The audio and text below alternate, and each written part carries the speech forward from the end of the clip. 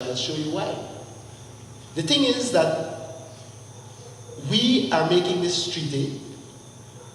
It's called the last will. It is our last treaty. So everybody will know that when you're dealing with wills, the last will always count. So this one will be taken into account more than the 1859 treaty if they conflict.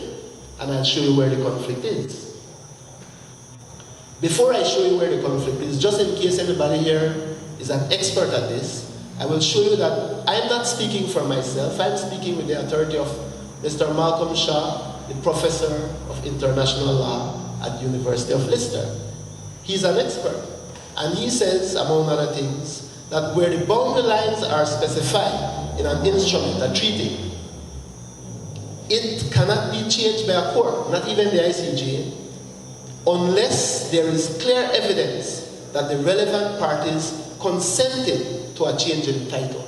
So what I will have to tell you tonight is that this document actually consents to a change in boundaries, you say, to determine the boundaries of Belize. So here it is. Here is the convention, the 1859 treaty. It defined Belize's boundaries. This special agreement, that is this document, determines wants the ICJ to determine Belize's boundaries. Now, just in case you say that, well, there are differences in how we say what, then I brought, okay, continue, can I? Doesn't work. Yeah, just 1 minute. Okay.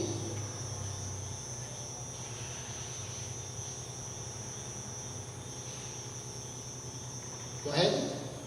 Okay, just in case we have legal experts here, I brought you the Vienna Convention on the Laws of Treaty.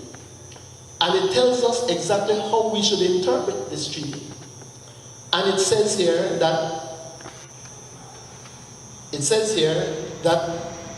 a treaty shall be interpreted in good faith in accordance with the ordinary meaning to be given to the terms of the treaty in their context and in the light of its objective and purpose. You see, so I don't want you to go off to say that, well, determine the boundaries is equivalent of defining the boundaries. No, they mean exactly what they say. In the 1859 treaty, we define the boundaries of Belize. In this special agreement, we're asking the ICJ to determine Belize's boundaries. Okay. So, points. The compromise, this document, the special agreement, violates every single United Nations, what the United Nations has said for us. United Nations since 1975 and actually 1960 has said that any agreement made between Belize and Guatemala must ensure the preservation of the inviolability and territorial integrity of Belize. Now, why our government would make a treaty like this that actually dumps away all the safeguards for Belize? To me, that's worrisome, and I think you should be worried too. There was an admonition when we got independence to Guatemala and to the United Kingdom, and here I brought the words for you. The United Nations urged the government of the UK and the government of Guatemala to continue their efforts to reach agreement without prejudice to the exercise by the people of Belize of their inalienable right. And they say inalienable, you cannot separate it from us. We deserve to be free. We do not deserve to be dragged around in front of a court. The ICJ process will take a long time. It will take the better part of 10 years, even though by calculation from this document, you will see that it will take about 5 years. However, there might be interventions, and I'm sure that Honduras, that has a claim, a dormant claim on the Ranguana and Sapodilla Keys, might or will come in. And that these kinds of interventions with Mexico might come in.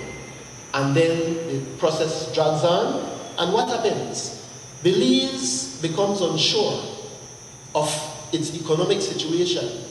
Even we, Belizeans, will be afraid to invest in our own country. This is a self-inflicted wound, my friends. We can't do that to ourselves. I warn all the time that there is always a risk in going to court. You can lose. If we lose, that's everything. If Guatemala loses, Guatemala simply loses pride. Guatemala simply loses its right to claim. Those are not equal losses. Those who take us down this path have not considered any contingency plan.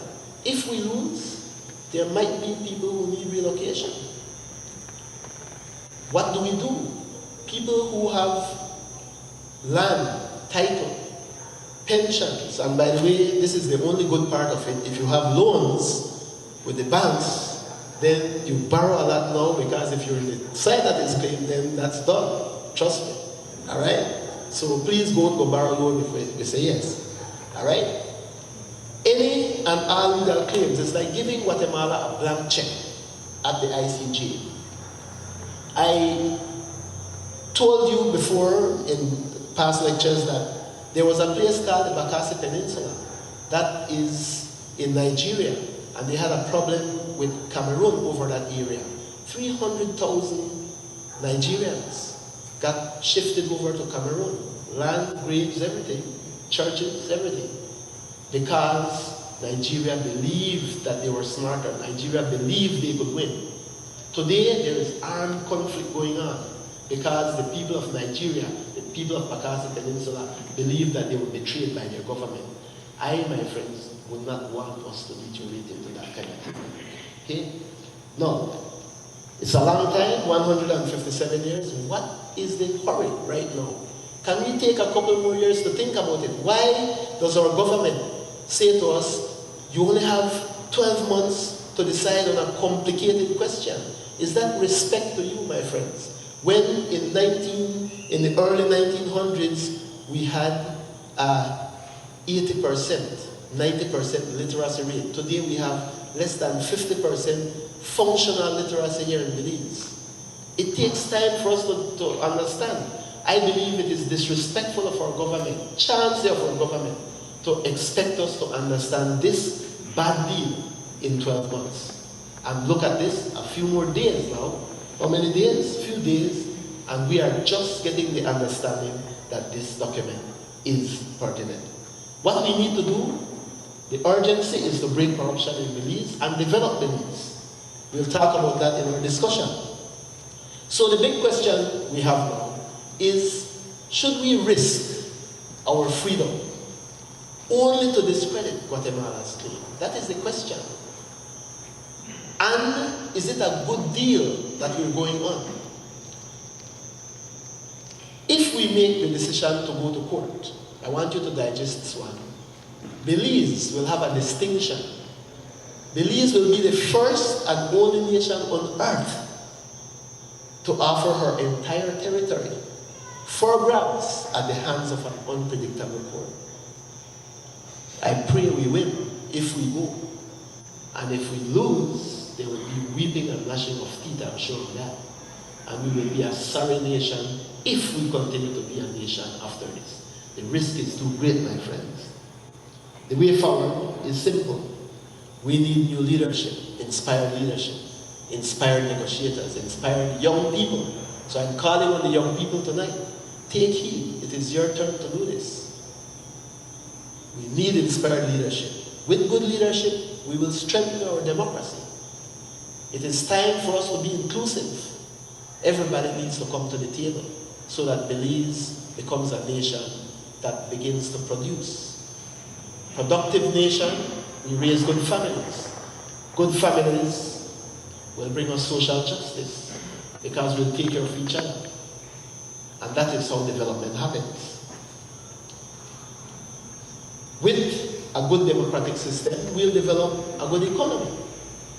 The economy will allow us to occupy and to defend our territory. A good economy. With a good economy, we'll have national capacity. And finally, I'm saying to you that our education need not stop with Belize. We need to show our region and the world that we could sit with our neighbor.